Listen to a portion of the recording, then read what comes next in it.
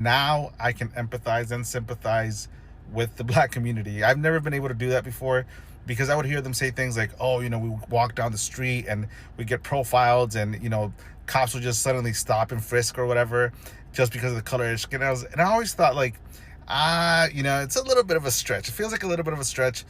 That person must be doing something, right? And obviously, I've never experienced that before. I've never felt that way before and stuff. And so I always thought, like, ignorantly, by the way, on my part, thinking like, I think you guys are, because I'm brown, I've never felt that and stuff like that. I'm also a minority. But now, with us, it wasn't the cops. Cops aren't just randomly like go and checking in the past. But now it's our turn, right? Now we feel it. Now we feel like, crap, can I just go down the street? Do I need my paper? It's like, why are you stopping me? I'm a US citizen. We're not doing anything wrong. And now we're being persecuted. And so now I'm thinking, like, crap, this is what the black community meant, and I kind of feel bad. Well, I don't kind of feel, I feel bad because I never really could understand where they were coming from or where you guys were coming from. But I can assure you that now that it's here with us too, it's like, crap. I honestly, legitimately didn't think it was real. But it's real as hell. And it's obviously minority groups that are targeted and persecuted pretty much. And it's right now with us is because we're brown. You guys have had your turn when, cops were just in bigger cities, urban areas, stopping disproportionately, the black community and stuff. And I just want to say, like, I guess now I understand. I think moving forward, there's going to be a little bit more unity because we now can see where you guys are coming from. Well, at least I can, And so, yeah, guys, I just want to say sorry for being ignorant before, but I hope this unites all communities, not just minorities, and call out things for what they are, regardless of the race. I will vote for Donald Trump. Latinos for Trump and pro-MAGA journalist Mario Guevara was deported to El Salvador after spending 110 days in ICE custody. And more than a third of Hispanic Trump voters say they regret voting for him. You see what happens when you try to align with white supremacy and your skin ain't fully white? They get your vote, they were like, yeah, we got you, we fuck with you. And then once they have your vote, they're like, yeah, fuck you, we gonna deport you, we gonna deport your family. If you ain't legit, get the fuck out of my country. And now you guys finally learn, no matter how much you try to align with white supremacy, no matter how much you want to be like, I'm one of y'all, I even married a white woman, look at me, I'm next to y'all, oh, I'm a good boy, I'm a good blue-collar worker, help me, Donald Trump. They don't give a single fuck. They only look for you for your vote. Once they have that, they don't even see you as human. You was in ICE custody for 110 days, and you was advocating for this. You was one of the main people. You helped get him elected. And what did he do for you? He held you in custody for 110 days, then shipped your ass right back to El Salvador. So I hope it was worth it trying to align with white supremacy. But white supremacy is always going to let you know that you ain't fully white if you ain't fully white.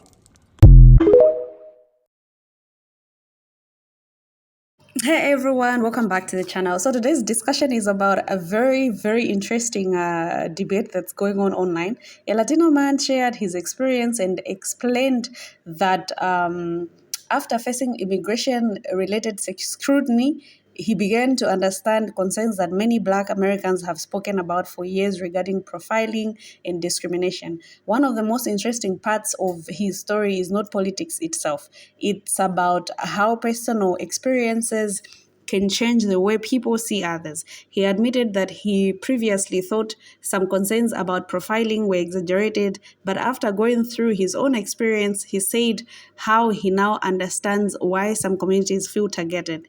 This raises a bigger question. Do people sometimes ignore problems until those problems affect them personally? At the same time, it is important not to assume that all Latinos think the same way, just as not all Black Americans, white Americans, or any other group think the same way. Every community is diverse and has different political opinions, experiences, and perspectives. What this story really highlights is the importance of empathy. Sometimes people from different backgrounds discover that they have more in common than they initially believed. Whether someone agrees or not, or disagrees anyway, this with these immigration policies, conversations about fairness, treatment under the law, and equal rights affect everybody. The lesson many viewers are taking from this story is that understanding another group's experiences becomes easier when people listen to one another instead of dismissing each other's concerns. What do you guys think? Do you experience do experiences like this help bring different communities together, or do they simply deepen political divisions? Let me know what you think in the comment section down below as we watch the rest of the videos that I prepared for you today. Credits belong to the original owners of the videos, and thank you so much for those people that have been sending super thanks to me. I appreciate that. It keeps me going. So let us watch the clips I prepared for you today. Then we meet in the comment section down below. Hey everyone, how you guys doing? So this message is for Latinos, right? I know that you voted for him. I know. And I know you're regretting your vote. I get it. Where you messed up was you thought you was better than everybody. You thought you was better than everybody. The Puerto Ricans that voted, you thought that you was Americanized or whatever, that you was better than everybody. The Cubans that voted for him, the Venezuelans that voted for him, you thought you was better than everybody. And you just found out that you're the same. You're the same. I don't care if you come from Mexico. I don't care that you come from Colombia, Cuba, Venezuela, Panama, El Salvador. I don't care. We're all Latinos. And we were supposed to take care of each other, and we were supposed to lift each other up. You see how the black people did it? That they all voted? 97% of black people voted for Kamala Harris because they understood the mission. And over 40% of Hispanics voted for this man. And now you're crying. So it's time to put up your big girl's pants and your big boy pants, and you got to do what you got to do. You got to fight for yourself. And you got to fight and fix this destruction that you created. Because Trump didn't put himself in the house himself. You chose that. And as Latinos, we were supposed to be empowered. This country is founded on immigrants. Okay? It doesn't matter who brought us here, but this country was built and founded on immigrants. Okay?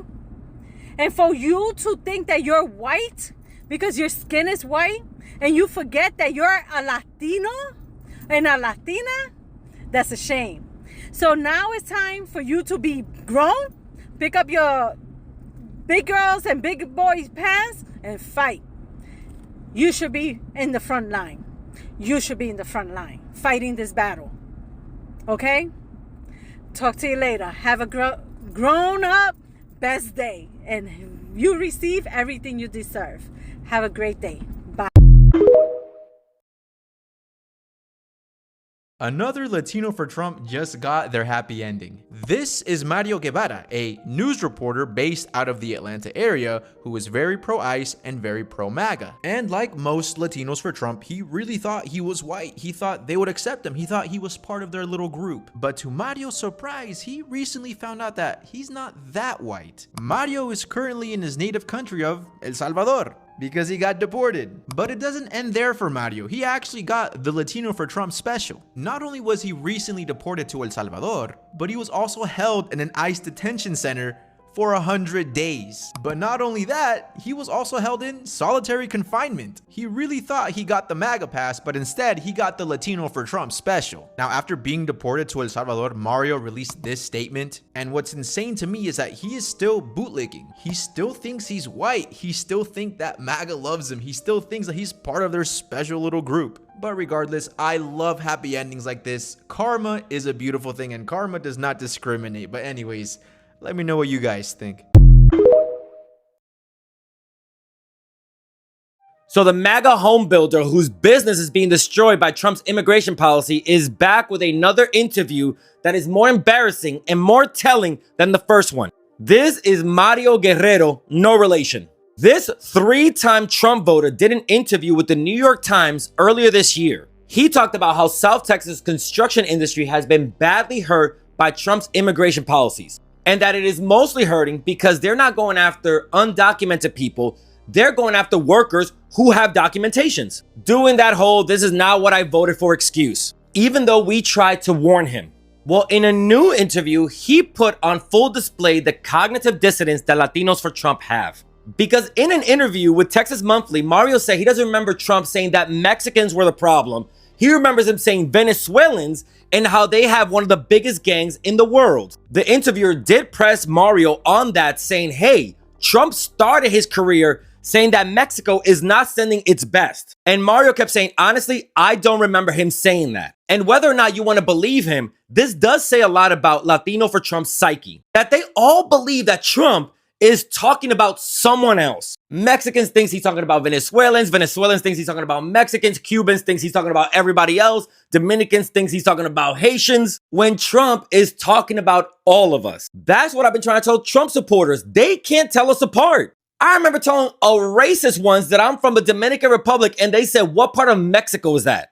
All of you believe that you're the good one. You're the rule to the exception. They're going to love you, and they're talking about everybody else. They're talking about you too. And a lot of you wouldn't even be in this place if you weren't hurting financially the way you are now. Because you were able to build businesses literally off the labor of other Latinos. You were able to rise in the ranks because of the work of so many activists, Latino activists, Black activists. And then because you made a little money, you thought you were better than everyone else. And then what did you do when you inherited all that work that was done by activists and the ancestors? You spat in their face by voting for a racist that is working to take away all the progress that we have made. You're a builder, right? Go out there and build coalitions. Go out there and build a movement to get rid of all these MAGA people that are stealing so much from us. That's the least you can do after voting for Trump 3 times and getting us into this mess when people were warning you.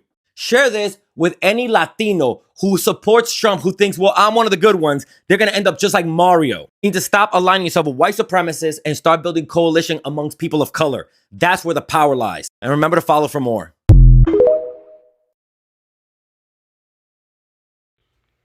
You know what's worse than Latinos for Trump? There's this subset of Latinos who really think they're white. They don't consider themselves Latinos for Trump because they think they're white.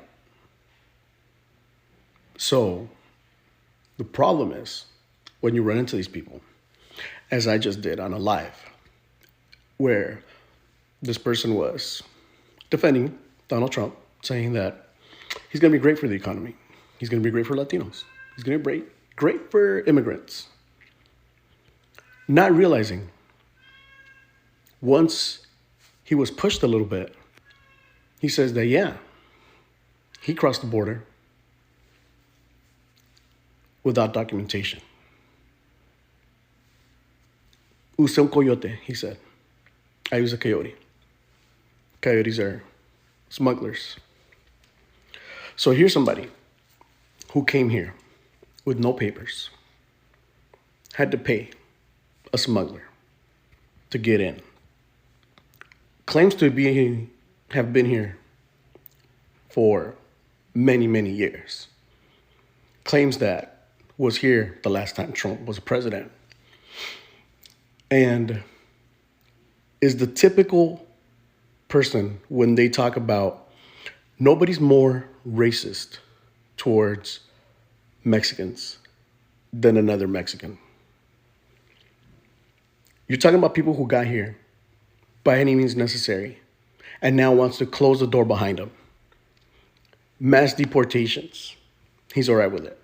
Even though he's the type of person that they're talking about when they talk about, hey, we need you to come here the right way. You didn't do it the right way.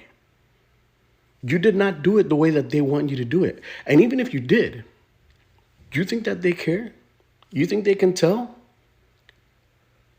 Dude is way darker, more Mexican than me. All right. So when those community roundups start, when they start going and, looking for people who are undocumented, when they start taking people's citizenship away because they find out that you, as a parent, came here as an undocumented person, and now your children who were born here, one of their parents wasn't here legally, they're going to take away their citizenship. They're going to deport you. That's what they want to do. That is what you're supporting. And you're too ignorant and hard-headed to see it. Bola de pendejos. Marco Rubio was reminded that no matter how high you get in this administration, it doesn't matter how much you do, you are still not white. It is a good thing. It's reciprocated. It comes back the other way as well. And so the fact the president is here today and making this a priority is so critical.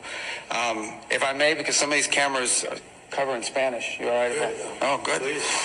We don't need an interpreter for this one. Quiero darle las gracias. I think I'm a good interpreter. You'll find out in a second. But las gracias a los países que están aquí hoy. Estos países, primero, el presidente ha hecho esta región una prioridad. Is he better in Spanish or in English? I think he's better in Spanish. I mean, it's great. Pete, please. Thank you, sir. Mr. President, I only speak American. Now, for starters, I'd love for the alcoholic to explain to everybody in the class what speaking American is, because last time I checked, that's not a language. But in any case, we see this moment where Pete basically takes a jab at Marco and says, hey, just a reminder, you're not a true American. Now, when I started making this video, I originally took pleasure in seeing that because, like so many of us who still yet don't understand how anyone who is Latino and came from immigrant ancestors and family could ever support anything that this man is doing. Now, Marco Rubio's parents were immigrants. They migrated from Cuba to Miami, Florida, where Marco was born. And that's why a lot of people have been so critical of him, because it's like, how? Like, you came from a family that migrated here. How are you supporting these mass deportations and kind of going against your own people? And it's really a part of a bigger conversation that we've all been having since last year, since we kind of all really saw how many Latinos were supporting Trump. Is, what happened? At what point did we not all feel the same way about immigration and our people? And while it's easy to look at this and be happy, and it honestly makes me sad, because at the end of the day, and say what you want, maybe I am a little too sentimental, but that's still a Latino. That's still one of my people. And I don't take pleasure in anyone that looks like me being humiliated, and really anybody.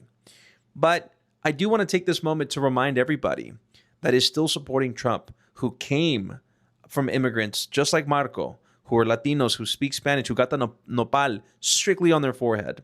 And I just want to take the moment to remind you that no matter how high you climb and no matter how much of the juice you drink, they're never going to accept you. See, for a lot of us, when our families came over, they wanted to assimilate. They wanted to blend in.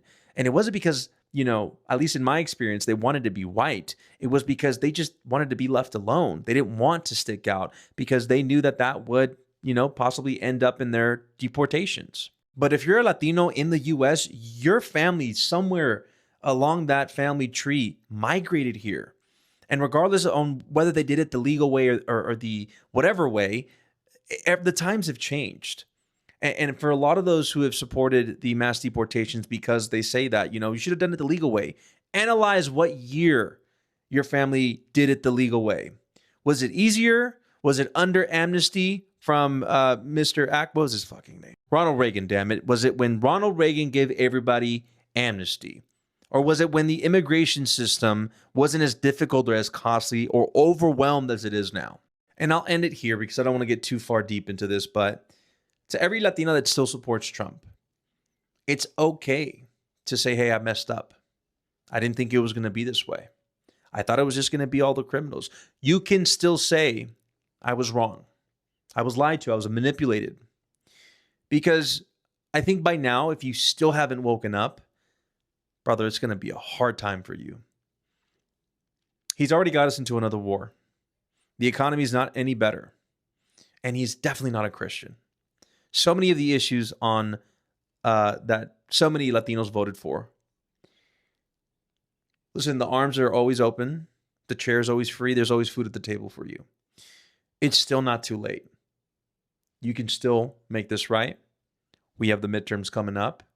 And you can still say, hey, yeah, I'm American, but I'm not going to forget my roots. Now, before I make this video, let me state what may not be obvious based on my first name. I am not Latino. However, I am around Latinos literally every day of my life, okay? And I have asked questions. I have friends, collaborators that are Latino, and they have educated me on a lot of what goes on within their community, okay? So you are getting a third party, a secondhand, whatever analogy you want to use, point of view explanation as to what is going on. Hopefully, if this video does well, a Latino creator can stitch or whatever and speak more about this issue within the Latino community. The biggest issue within the Latino community from the mouths of other Latinos is colorism. There are Latinos that look like Big Papi Ortiz. There are Latinos that look like Gwyneth Paltrow. Across the board, just like African Americans. Different shapes and shades across the board. Colorism, don't even matter the brand of Latin, is the biggest issue within the Latino community.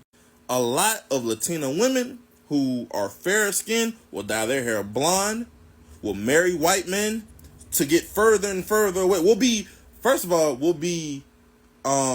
encouraged to marry white to get further and further away from their Hispanic heritage. That's why so many no sabo kids nowadays. They're not teaching their kids Spanish so that the explanation is, oh, well, I was bullied for speaking Spanish, so I don't want my kids to go through that.